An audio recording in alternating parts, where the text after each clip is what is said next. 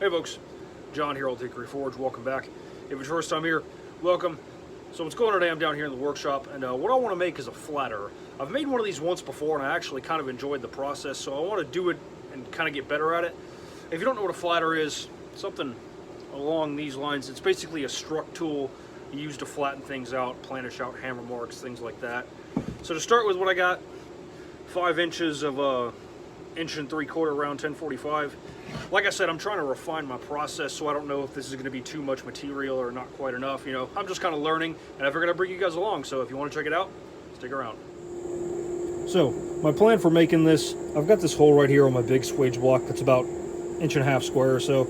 So this is just a little bit too big to fit into it, so I'm going to taper one end down until about 3.5 inches or so fits down into there, and then strike from the top and upset and flatten out the rest to make the face.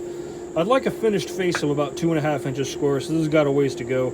So we'll get this guy in the fire and we'll get moving. So, first step's pretty simple.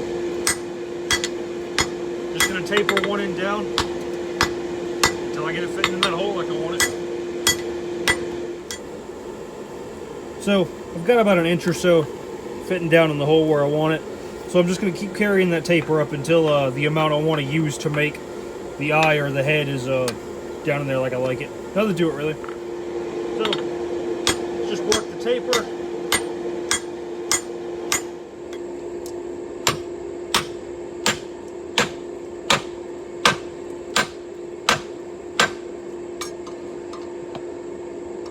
And check. Taper and check, taper and check. It's slow going, but we're getting there. So, got about 3 inches or so in there, sitting in there real nice to make the back part of the head. You can kind of see that little ridge on there. So, now we're good to go ahead and start upsetting this baby. Right, so, what's going to happen now is we'll get this thing seated in here. Real nice. And all that material needs to be compressed to make the face, so we're going to go at it with a big hammer.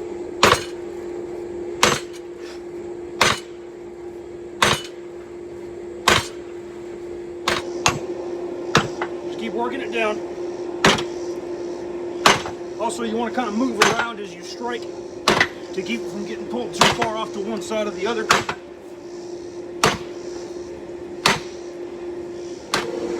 Also, as you're forging this thing down, I don't know if you can see or not, but it's naturally going to move faster on top than it is down here. So every so often you got to take it back to the anvil and kind of work those edges in, as well as square up the face and tidy everything up before you can really keep going. So just work it and then square it up. Just work it, square it up until you get it where you like it. So this thing's pretty close to done. So now I'm just going to go at it with a smaller hammer and try to get it smoothed up, get it as close to flat as I can, just to save time on the grinder. So to punch the eye on this thing, what I've done is hang the working end kind of off the edge of the striking anvil, and it'll sit on there just like that.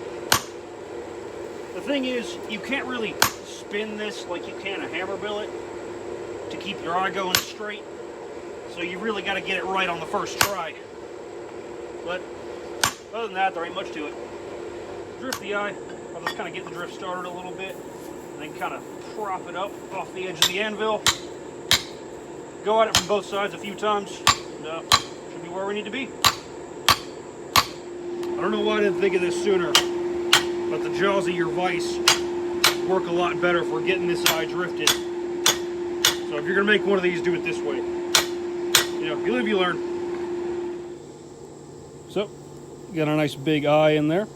I'm actually really happy with how, you know, perfectly straight and centered it is, especially on the first try like that. You know, wish I could punch every hammer eye like that. All right, got my touch mark in there. Everything's looking real good. I'm going to go ahead and normalize this baby a few times and then go ahead and quench it.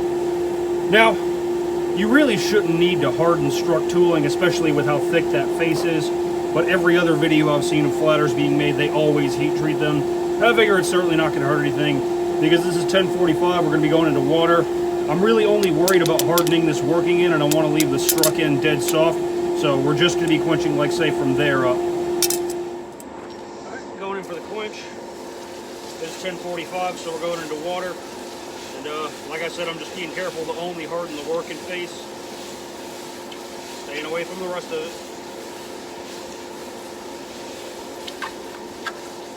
So here we are after the temper. Everything's looking pretty good.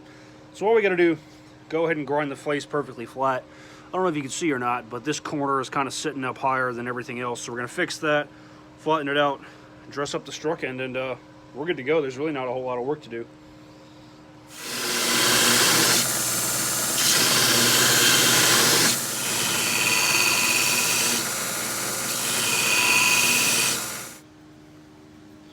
All right, we're looking pretty good.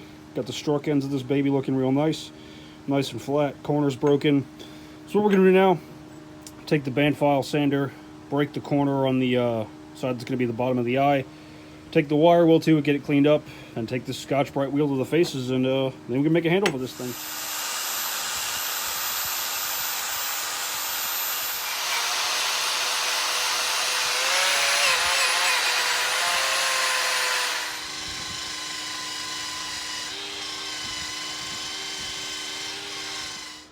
So there we go. One flatter, forged by hand. Got my touch mark right there, looks real good. Really happy with the way this thing came out, actually. Working face is about 3/4 of an inch thick, about 2.5 inches square. Really heavy, got good weight to it. As you can see, didn't put a wedge in it because I find top tool handles last longer if you don't, and when they do break, they're easier to replace. So there's a method to the madness. Now, if you want to make one of these and you don't have a big swage block like I do, I'm going to leave a video in the description below to Jennifer over at JLP Services. She forges a flatter by hand just by upsetting and by using the jaws of her vise, which is really impressive. She's an outstanding blacksmith. But there's that. I mostly just wanted to make this one because these are something I would like to offer for sale on the Etsy store moving forward. And I just wanted to kind of do a dry run to see if the production process I had in mind was viable. And it appears that it is, so they'll be available on like a made-to-order basis, kind of like my hammers moving forward. Also, shout out to my buddy Dan Bailey. He's been helping me out with my videography lately. You know, the intro at the start of the video as well as the credit screen with the list of the patrons. He did that. He's like smart with computers like I'm not, and he offered to help me out. So big thanks, bud. You deserve a shout out. You're really helping the channel move forward. But that's all I got for you. If you like what you saw, like, share, subscribe, all that jazz. Always more cool stuff coming, and y'all take care.